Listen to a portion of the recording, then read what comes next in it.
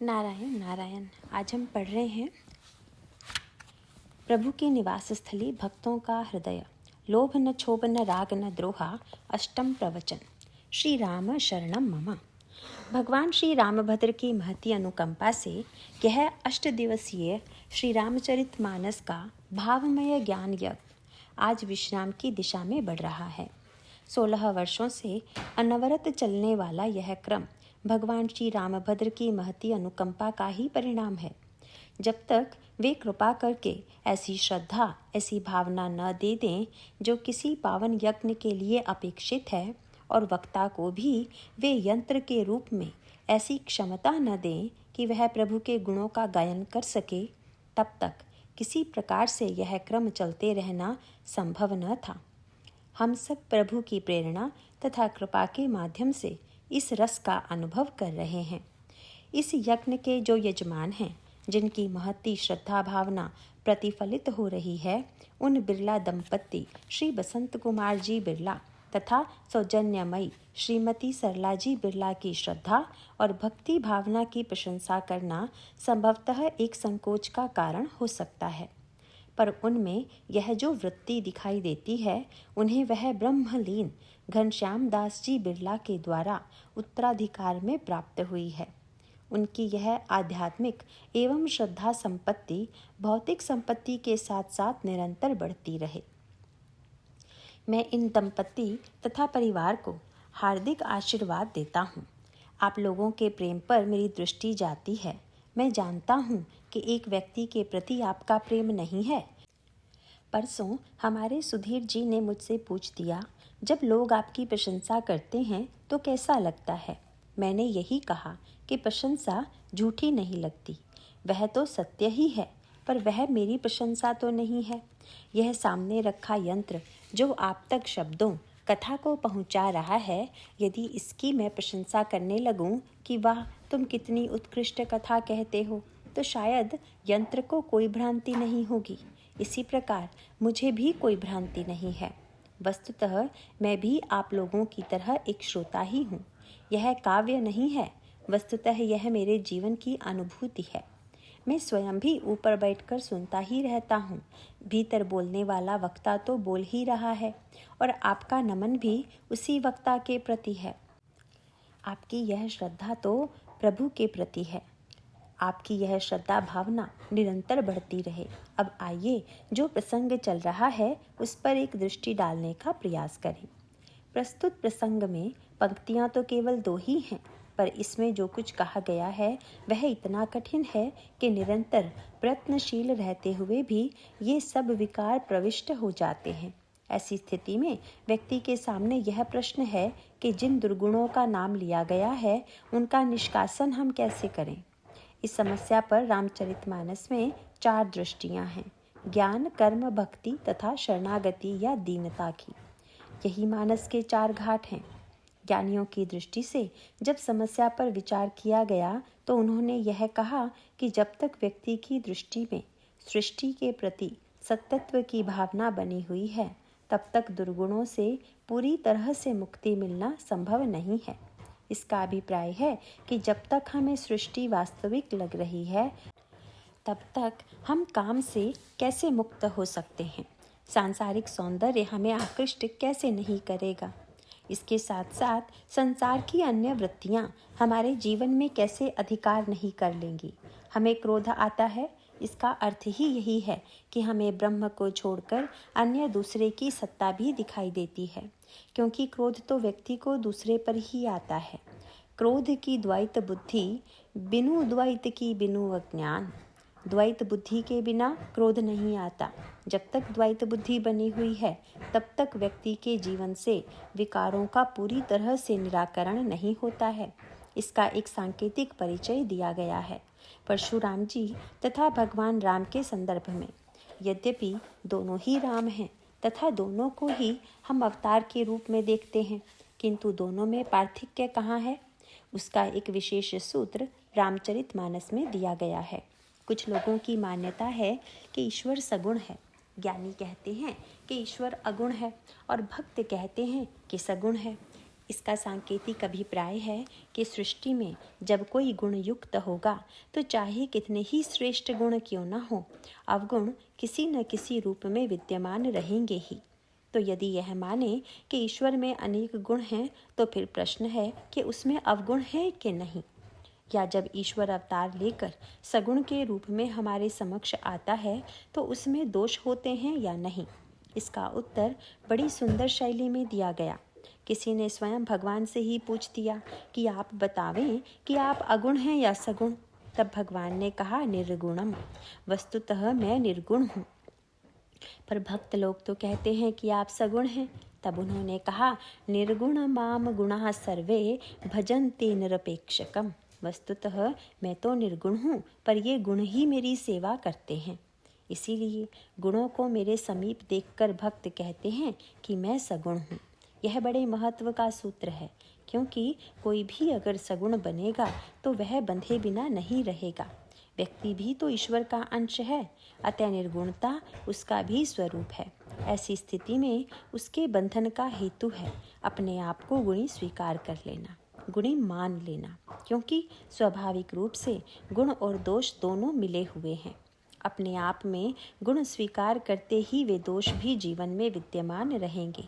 यही भगवान श्री राम तथा परशुराम जी के अंतर का सांकेतिक सूत्र है। परशुराम जी ने अपने आप को सगुण मान लिया, किंतु भगवान श्री राम ने अपने को सगुण नहीं माना। परशुराम जी ने जब यह मान लिया कि मैं सब ब्राह्मण हूँ, तो मानो इस रूप में उन्होंने यह स्वीकार किया कि सारे वर्णों में ब्राह्मण वर्ण ही सर्वश्रेष्ठ है और मैं ब्राह्मण हूँ। पर हम इसे लीला के संदर्भ में देखें। इसके द्वारा भगवान ने एक अवतार में यह बताने की चेष्टा की कि यदि हम किसी भी तरह से अपने आप को एक सीमा में बांधेंगे तो हम दोष से मुक्त नहीं हो सकते। इसका सीधा सा तात्पर्य है कि यदि हम कहें कि ईश्वर ब्राह्मण है, तब तो लगता है कि ब्राह्मण सर्वश्रेष्ठ है। पर अगर साक्षात ईश्वर स्वयं को ब्राह्मण कहे तो फिर प्रश्न है कि वह बड़ा बना या छोटा। अगर व्यक्ति जो जाति पाति को मानता है वह गर्व करे कि मैं अमुक वर्ण वाला हूँ, तब तो बात समझ में आती है। पर अगर ईश्वर ही अपने आप को वर्ण की सीमा में बांध ले, वर्ण मान ले, तो वस्तुतः वह बड़ा नहीं होगा, वह तो छोटा ही होगा। यही परिणति परशुराम जी के जीवन में परिलक्षित होती है। परशुराम जी के जीवन में जो क्रोध, आवेश और कठोरता की वृत्ति हम पाते हैं, उसे गोस्वामी जी ने दो अनोखे रूपों में प्रस्तुत किया। परशुराम जी का नाम राम युक्त है, या परशु एवं राम दो शब्दों से जुड़ा है, तथा भगवान श्री राम का नाम तो राम है ही। किंतु आगे चलकर जब परशुराम जी तथा भगवान श्री राम का वार्तालाप चल रहा था, तो भगवान श्री राम ने पूछा कि क्या कोई ऐसा उपाय है जिससे आपका क्रोध शांत हो जाए। तब उन्होंने कहा कि एक ही उपाय है, तुम मुझसे युद्ध करो। श्री राम ने मुस्कुरा कर कहा, महाराज, उसी से तो बचना चाहता हूँ, कोई और उपाय बता दीजिए। परशुराम जी कहने लगे कि फिर दूसरा उपाय है कि करु परितोषु मोर संग्रामा, ना हित छाड़ी कहाऊ बुरामा। यह जो तुमने अपना नाम राम रख लिया है, उसे छोड़ दो, जिससे लोगों को यह धोखा न हो कि मुझे छोड़कर संसार में कोई दूसरा भी राम है। इसका अर्थ यह हुआ कि उन्होंने यह वृत्ति स्वीकार कर ली कि मुझे छोड़कर कोई दूसरा राम न हो, अर्थात वे नाम की सीमा में बंध गए। दूसरी ओर भगवान राम हैं, जो यही चाहते हैं कि सब राम बन जाएं। दोनों रामों में यह अंतर स्पष्ट दिखाई देता है। भले ही प्रारंभ में यह दिखाई दे कि किसी ने विरोध किया तो उन्होंने उस पर प्रहार किया, पर अंत में उन्होंने अपने में मिलाकर उसे भी राम ही बनाया। ताड़का के प्रसंग में लिखा हुआ है कि सुनी ताड़का क्रोध करिधाई, और जब गुरुजी ने कहा प्रहार करो तो उन्होंने प्रहार भी किया। लगा कि ये तो वध कर रहे हैं, पर गोस्वामी जी ने कहा, एक ही बाण प्राण हरि लीन्हा, दीन जानित ही निज पद दीन्हा। श्री राम ने ताड़का को अपने में लीन कर लिया। प्रभु जब ताड़का को अपने में विलीन करने लगे तो उन्होंने कहा, ताड़का, तुमको तो मेरे ऊपर बड़ा क्रोध आ रहा था, पर तुम देखो तो, जब तुम मुझसे भिन्न ही नहीं हो तो फिर किस पर क्रोध कर रही हो? तुम तो मुझसे अभिन्न हो। ताड़का भगवान राम में विलीन होकर भगवान का ही रूप हो गई। यही क्रम सर्वत्र है, बल्कि कहीं कहीं तो गोस्वामी जी ने बड़ी सांकेतिक भाषा का प्रयोग किया। रामायण में एक अनोखा सूत्र आता है कि खरदूषण तथा त्रिशिरा 14,000 राक्षसों को लेकर भगवान राम से युद्ध करने आए। खर का एक अर्थ है गधा और दूसरा अर्थ है कि जो वस्तु रूखी हो, रुक्ष हो। दूषण का अर्थ होता है दोष। त्रिशिरा का एक अर्थ है कि जिसके 3 सिर हों। यही जीवन का सत्य है। अधिकांश लोगों के जीवन में खर वृत्ति दिखाई देती है। खर वृत्ति का अभिप्राय है कि गधे की पीठ पर चाहे चंदन लाद दीजिए अथवा कूड़ा, दोनों में उसे कोई अंतर दिखाई नहीं देता। जो हर वस्तु का बोझ ढो रहे हैं वे मानो खर वृत्ति वाले हैं। दूषण का अर्थ है जो निरंतर दूसरों में दोष ही देखता रहे। त्रिशिरा अर्थात काम, क्रोध तथा लोभ रूपी शिरों वाला। जब इन लोगों ने तपस्या की तो ब्रह्मा सामने आए और बोले कि क्या चाहिए? इन्होंने कहा कि हम चाहते हैं कि हम ना मरें। ब्रह्मा ने कहा, यह तो संभव नहीं है, पर वे तो बड़े अभिमानी थे। उन्होंने कहा, अच्छा, आप अमरता का वरदान नहीं दे सकते तो फिर यह वरदान दीजिए कि हम लोग किसी अन्य से न मरें। जब मरें तो आपस में ही एक दूसरे से मरें। इसमें अभिमान यह है कि हमें कोई दूसरा क्यों मारे। दूसरी योजना यह थी कि ब्रह्मा से किसी तरह यह वरदान ले लो, फिर इसके बाद हम आपस में इतना अधिक प्रेम करेंगे कि लड़ेंगे ही नहीं, अतः मरेंगे भी नहीं। ब्रह्मा देना चाहे या नहीं, हम तो अमर हो ही जाएंगे। ये राक्षस अपने आप को बहुत बुद्धिमान समझते हैं। वे समझते थे कि हम लोग ब्रह्मा को भी ठग लेंगे। जब श्री राम तथा राक्षसों में लड़ाई होती है तो प्रभु बाण का प्रहार करते हैं, पर राक्षसों की मृत्यु नहीं हो रही है। देवता आकाश से देखकर डर के मारे कांपने लगे। जब देवताओं को भयभीत देखा तो प्रभु ने एक अनोखा खेल किया। सुरमुनि सभय प्रभु देखी, माया नाथ अति कौतुक करयो। और कौतुक यह किया कि जितने राक्षस थे उन सबको श्री राम ने अपना ही रूप दे दिया। सचमुच बड़ा विचित्र दृश्य है कि 14,000 राम सामने और एक राम इधर। कितनी अद्भुत बात कही गई कि श्री राम किसी को रावण बना नहीं सकते। वे तो जब बनाएंगे तो राम ही बनाएंगे। यही उनकी विलक्षणता है। उनकी महती अनुकंपा तो यही है कि उन समस्त 14,000 राक्षसों को भी उन्होंने राम बना दिया। वे सब आपस में लड़ गए। यह एक गंभीर रहस्यमय सूत्र है। सत्य तो यह है कि यह सारा संसार ही भगवान श्री राम का रूप है। अगर विचार करके देखें तो 14,000 ही नहीं, हम लोग भी जो लड़े जा रहे हैं, क्यों लड़े जा रहे हैं, ये झगड़े क्यों हैं, यह सब जो हमारी वृत्ति है उसी के कारण है। भगवान श्री राम जब लंका जीतकर अयोध्या वापस आए तो अयोध्या के नागरिक मिलने के लिए उमड़ पड़े। सबके मन में उत्कंठा है कि श्री राम को हम निकट से देख लें। गोस्वामी जी ने वहाँ भी जो शब्द चुना उस पर जरा आप ध्यान दीजिए। वहाँ पर उन्होंने भगवान श्री राम का जो नाम लिया, साधारण रूप से ऐसा लगता है कि इस नाम का यहाँ पर क्या प्रयोजन है। तुलसीदास जी की पंक्ति है, प्रेमा तुर सब लोग निहारी, कौतुक कीन्ह कृपालु खरारी। खर के शत्रु श्री राम ने कौतुक किया। आश्चर्य है, यहाँ खर की याद क्यों आ गई? भगवान के तो इतने नाम हैं, विशेषण हैं और इतने बड़े बड़े भक्तों से संबंधित हैं। अगर किसी शत्रु के नाते को ही ध्यान में रखकर नाम लेना था तो फिर रावणरी कहते, खरारी नहीं। पर इस खरारी शब्द में एक बड़ा रहस्यमय संकेत है। भगवान राम ने यहाँ पर भी वही किया जो खर के लिए किया था। सत्य तो यह है कि सबके साथ वही करते हैं। गोस्वामी जी संकेत करते हैं, प्रेमा तुर सब लोग निहारी, कौतुक कीन्ह कृपालु खरारी, अमित रूप प्रगटे तेहि काला। वहाँ 14,000 और यहाँ जितने अयोध्या के नागरिक थे उतने ही राम। कितना आनंद आया। श्री राम छोटों को आशीर्वाद दे रहे हैं, बड़ों को प्रणाम कर रहे हैं और बराबर वालों के हृदय से लग रहे हैं। रस और आनंद का वातावरण छा गया तथा प्रत्येक को ऐसा लगा कि हम कितने धन्य हैं, प्रभु हमसे कितना प्रेम करते हैं कि विमान से उतरे तो सबसे पहले मेरे ही पास आए। बात यह थी कि वे सब अपने अपने राम में डूब गए। उन्होंने यह देखने की चेष्टा नहीं की कि असली राम और नकली राम कौन है। इस तरह से प्रत्येक ने भगवान राम को पाया। मानो संकेत यही है कि राम तो वस्तुतः एक ही है और वही अपने आप को अनेक रूपों में प्रकट करते हैं। पर जब हमारे अंतःकरण में अयोध्या की वृत्ति होती है तो हम धन्य हो जाते हैं। जब खर दूषण तथा त्रिशिरा की वृत्ति होती है तो फिर जीवन में धन्यता नहीं आ पाती। 14,000 राक्षस यद्यपि देखते हैं कि सामने राम हैं, किंतु उनके भीतर तो उन्हें मारने की भावना है। ये मेरे शत्रु हैं, अतः इनको मारो, यह वृत्ति है। अगर वे सामने देखने के बाद अपने आप को भी देख लेते कि अरे मैं भी तो स्वयं राम ही हूँ, तो संघर्ष समाप्त हो जाता, युद्ध समाप्त हो जाता। किंतु दूषण वृत्ति का यही तात्पर्य है कि जब सब में निवास करने वाला राम हमें दिखाई नहीं देता, सब में राम है यह दिखाई देने के बाद फिर संघर्ष भला कहाँ।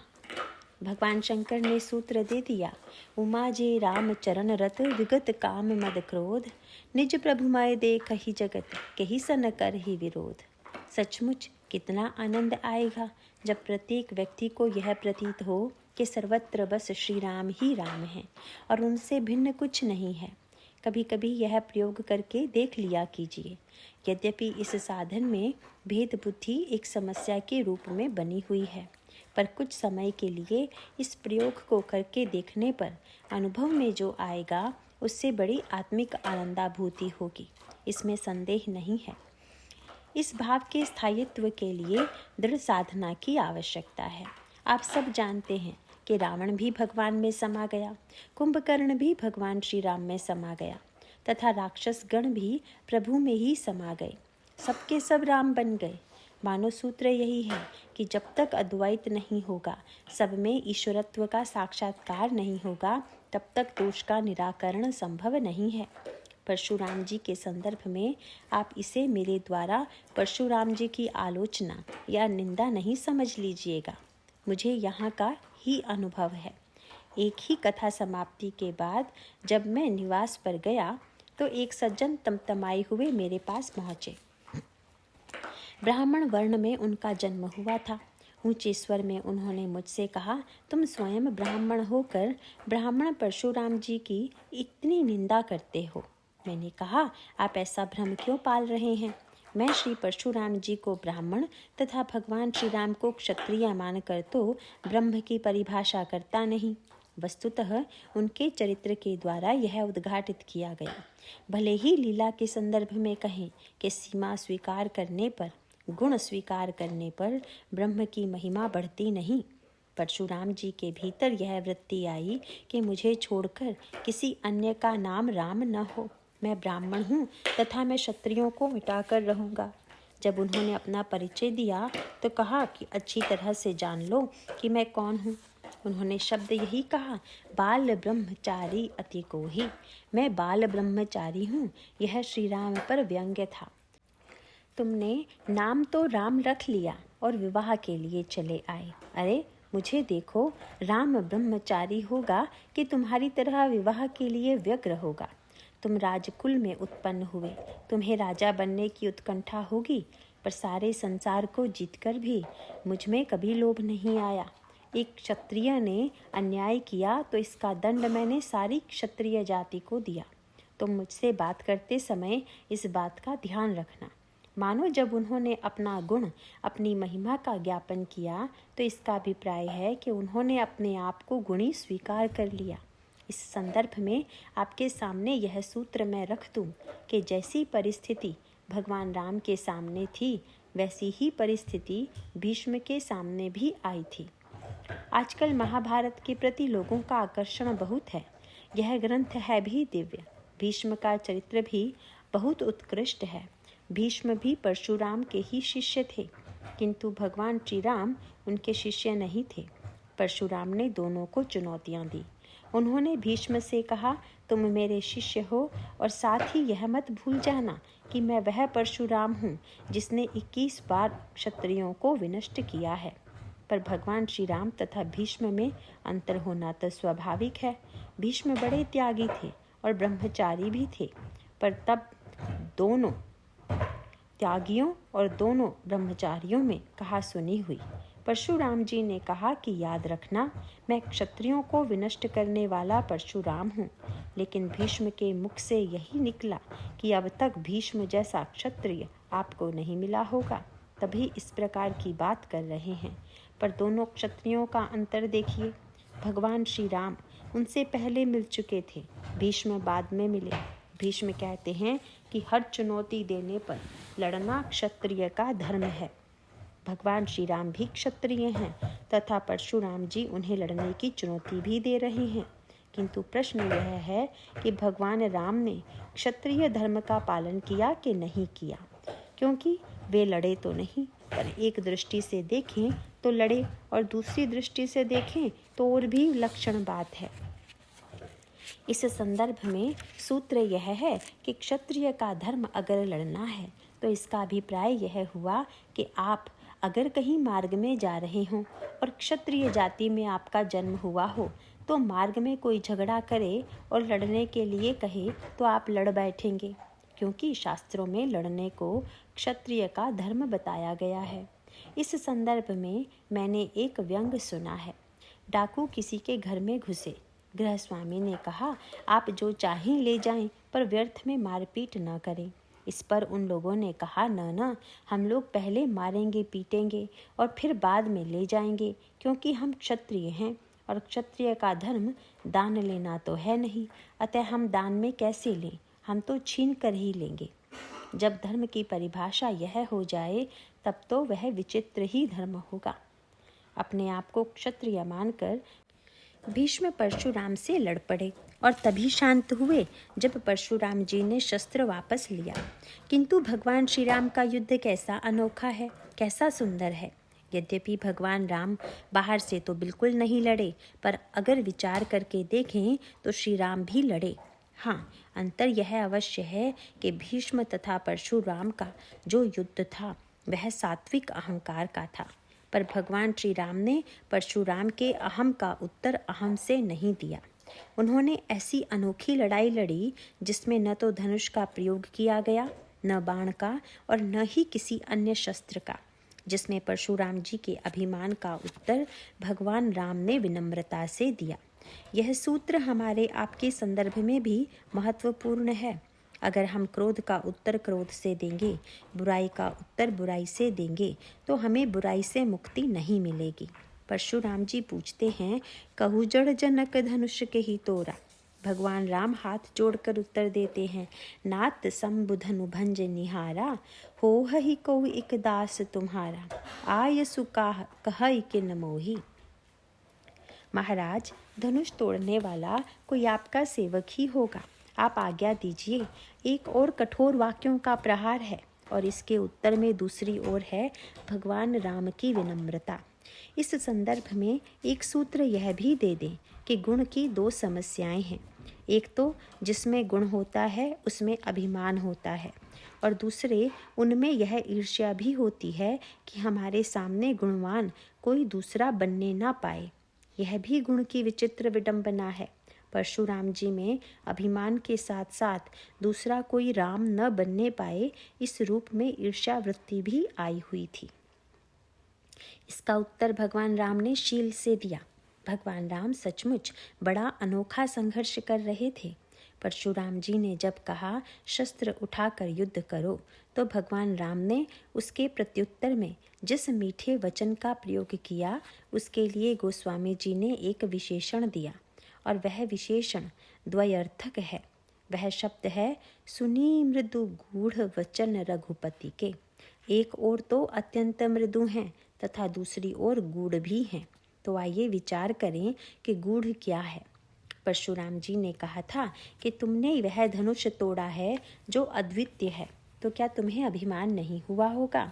मूल प्रश्न वही है कि जब गुण होगा तो भला गुणाभिमान नहीं होगा। पर भगवान श्री राम ने तुरंत कहा, महाराज, मैंने अगर तोड़ा होता तब न मुझे अभिमान होता। मैंने तोड़ा कहाँ, वह तो टूट गया। क्योंकि जब मैंने सुना कि यह धनुष किसी से टूट ही नहीं रहा है तो मैं उसे ज़रा सा देखने चला गया, और जब उसे छू कर देखा कि यह है कैसा, तो उसका परिणाम हुआ कि छुअत ही टूट पिनाक पुराना, मैं के ही हेतु करऊं अभिमाना। क्या सुंदर शब्द चुना, पुराना। अभिप्राय यह था कि महाराज, धनुष पुराना था। आप तो यह जानते ही हैं कि जो वस्तु बनी है वह कभी न कभी तो बिगड़ेगी ही। आप यह न समझिएगा कि अन्य राजा जो कार्य नहीं कर पाए वह मैंने कर दिखाया। वस्तुतः बनी हुई वस्तु के मिटने का भी एक समय होता है। अन्य राजा समय से पहले गए तो लगा कि धनुष नहीं टूटेगा। आपने शायद सुना होगा कि मैं तो उठ भी नहीं रहा था, वह तो गुरुजी ने कह दिया, और उन्होंने कहा कि जब टूटने का समय आ गया था। वहाँ पर शब्द भी यही आया है कि विश्वामित्र समय शुभ जानी।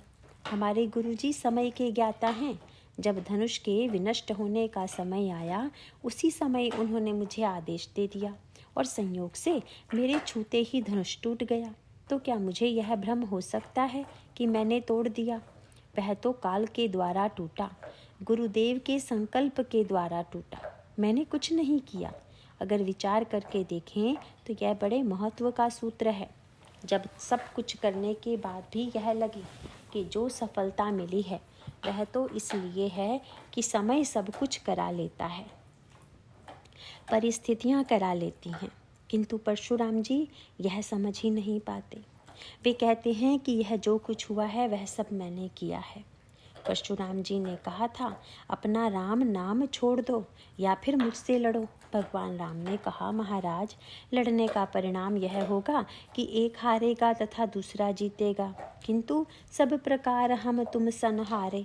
मैं पहले ही हार स्वीकार करता हूँ, फिर आपके साथ मेरी क्या कोई तुलना हो सकती है? क्योंकि मेरा नाम छोटा सा और आपका नाम भी बहुत बड़ा है। राम मात्र लघु नाम हमारा, परसु सहित बड़े नाम तुम्हारा।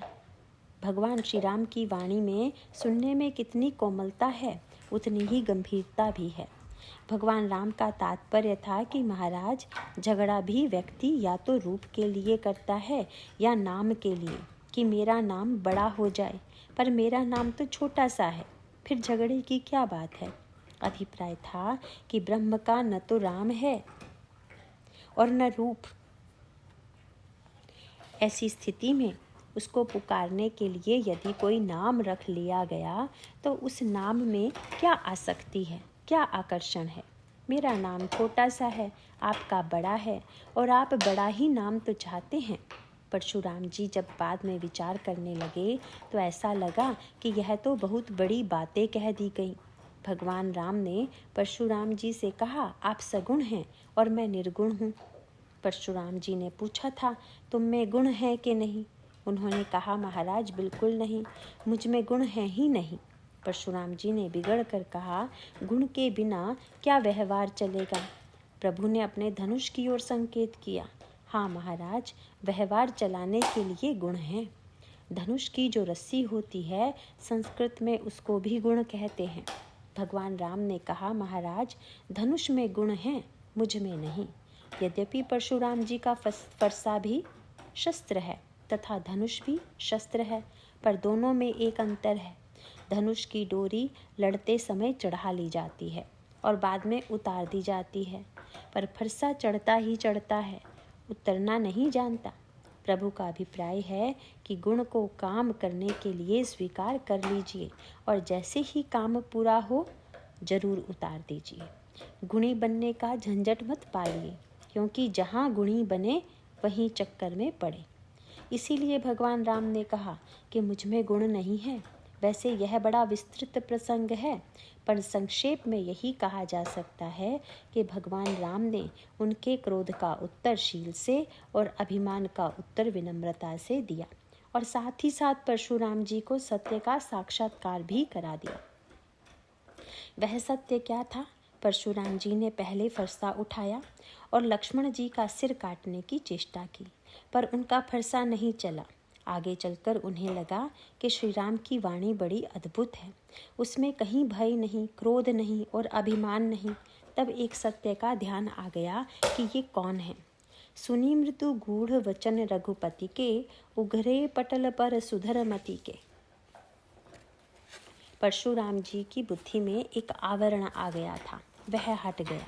वे विचार करने लगे, अरे इन वाक्यों का यह भी तो अर्थ हो सकता है। तब उन्होंने तुरंत कहा, राम रमापति कर धनु लेहु, खैचहु चाप मिटई संदेहु। मेरे पास भगवान विष्णु का धनुष है, तुम उसे खींच लो। खींच लेने से मेरा संदेह दूर हो जाएगा। भगवान श्री राम चाहते तो परशुराम जी के हाथ से धनुष खींच सकते थे। ऐसा वर्णन अन्य रामायणों में है, पर तुलसीदास जी कहते हैं कि भगवान राम ने हाथ आगे नहीं बढ़ाया, किंतु वह धनुष स्वयं ही परशुराम जी के हाथ से भगवान श्री राम के हाथ में चला गया। मानो स्वयं न देकर उन्होंने धनुष को रोके रखना चाहा, पर वह रुका नहीं। परशुराम जी ने जब फरसे को चलाना चाहा तो वह चला नहीं। तब उन्हें लगा कि अगर मैं चलाने और रोकने में स्वतंत्र होता तो फरसा चला लेता और धनुष को रोक लेता, लेकिन जब समय था तब फरसा चला और मैंने अपने आप को चलाने वाला मान लिया। मानो प्रभु ने संकेत से बता दिया कि जहाँ गुण का अभिमान होगा कि मैं करने वाला हूँ, वहीं कठिनाई आ जाएगी। अंत में परशुराम जी ने इस सत्य का साक्षात्कार किया। व्यवहार के संदर्भ में एक ओर है परशुराम जी का क्रोध तथा दूसरी ओर है भगवान राम का शील। परशुराम जी के पास जो भगवान शिव का धनुष था, उसमें भी तो गुण था, और वह धनुष अपने आप ही भगवान राम के पास चला गया। मानो संकेत यह था कि संसार में व्यक्ति गुणों को एकत्र करने की चेष्टा करते हैं, लेकिन जो शीलवान होता है, गुण उसके पास बिना बुलाए ही चले जाते हैं। इसीलिए यह गुणयुक्त धनुष शील युक्त भगवान राम के पास स्वयं चला गया। पुराणों में कथा आती है कि इंद्र ने ब्राह्मण बनकर प्रहलाद से दान में बहुत सी वस्तुएं मांगी।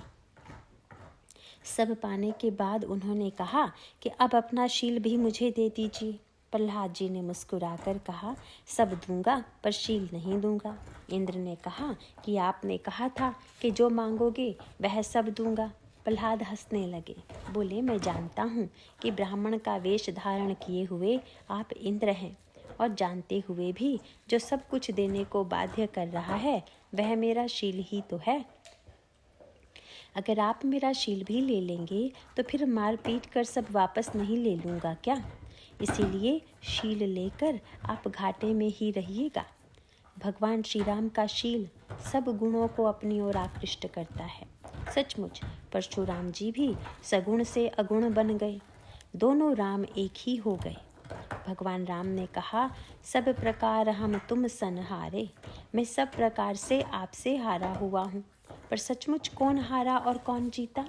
जिस महापुरुष ने अनेकानेक बार क्षत्रियों को पराजित किया था, उसे आज जब भरी सभा में लज्जित होना पड़ा तो प्रतिक्रिया स्वरूप उनमें प्रचंड रोष तथा प्रतिहिंसा की भावना आ सकती थी। पर ऐसा नहीं हुआ, अपितु बिल्कुल भिन्न प्रतिक्रिया हुई, क्योंकि वे भगवान राम को जान गए थे। गोस्वामी जी ने लिखा कि जाना राम प्रभाव तब पुलक प्रफुल्लित गात, जो रिपानी बोले वचन हृदय न प्रेम अमात। उन्होंने कहा, जय रघुवंश बनज बन भानु, जय हो रघुवंश शिरोमणि की। जब जाने लगे तो कही जय जय जय रघुकुल केतु, भृगुपति गए बनहि तप हेतु। आप अगर पूरे अंकों की गणना कीजिएगा तो आपको उसमें दिखाई देगा कि उन्होंने 9 बार जय शब्द का प्रयोग किया है। बाद में परशुराम जी से किसी ने पूछा कि 9 बार आपने जय शब्द क्यों कहा? वे बोले, भाई श्री राम ने मुझसे कह दिया था कि मुझ में गुण तो है नहीं, गुण है तो धनुष में, किंतु आप कह रहे हैं कि आप ब्राह्मण हैं और शास्त्रों में लिखा है कि ब्राह्मण के 9 गुण होते हैं। 9 गुण परम पुनीत तुम्हारे, इसीलिए मैंने 9 बार जय शब्द का प्रयोग करके कह दिया कि ये सभी 9 गुण आपको ही समर्पित हैं। अब मैं अगुण हो गया तथा इन गुणों के बोझ से मैंने छुट्टी पा ली। यही भगवान श्री राम के गुणों की विशेषता है। संसार में स्वयं गुण ही तो मिल जाते हैं, किंतु उस गुण के द्वारा दूसरों के मन में ईर्ष्या उत्पन्न होती है।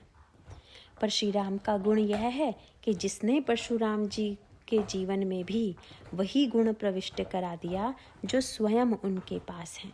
परशुराम जी भी अंत में उनकी प्रशंसा तथा प्रार्थना करते हुए श्री राम के शील, विनय और करुणा का स्मरण करते हैं। विनयशील करुणा गुण सागर, जयति वचन रचना अति नागर। आप विनय, शील तथा करुणा के समुद्र हैं।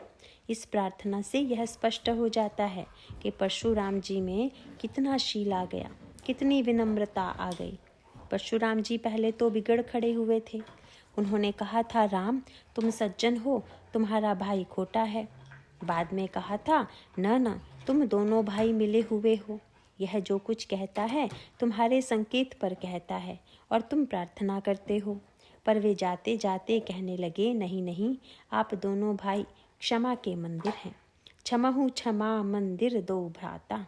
इतना शील आ गया, करुणा इतनी आ गई कि जो वध को छोड़कर और कुछ जानते ही नहीं थे, वे तपस्या करने के लिए चले गए। भृगुपति गए बनहि तप हेतु। मानो गुणाभिमान से मुक्त भगवान राम से मिलकर परशुराम भी गुणाभिमान से मुक्त हो गए। इस प्रकार क्रिया और प्रतिक्रिया के स्थान पर सब में राम का साक्षात्कार होता है।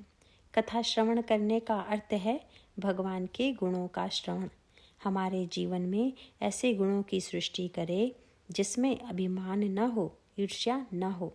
ज्ञानियों ने कहा कि संसार को अद्वैतमय देखो तो गुण दोष की समस्या का समाधान होगा। भक्तों ने कहा कि भगवान के गुणों का चिंतन करो। योगियों ने कहा कि भगवान के गुणों से सीखो। किंतु तुलसीदास जी ने एक भिन्न बात कह दी और वह बात हमारे आपके बड़े काम की है। वाल्मीकि जी ने कहा कि जब ये दोष मिटें तो आप हमारे जीवन में आवें।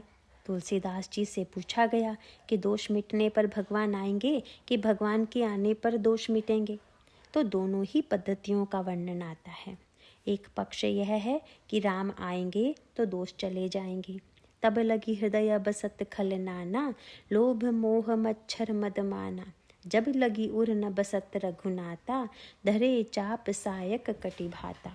पर तुलसीदास जी ने कहा, महाराज न तो ऐसी अद्वैत दृष्टि है, न ही आपके गुणों के अनुकरण की शक्ति है। बस इतना ही कह सकते हैं कि मैं के ही कहूँ विपत्ति अति भारी, श्री रघुबीर धीर हितकारी। महाराज इतनी भारी विपत्ति आ गई है। प्रभु ने पूछा, क्या हुआ?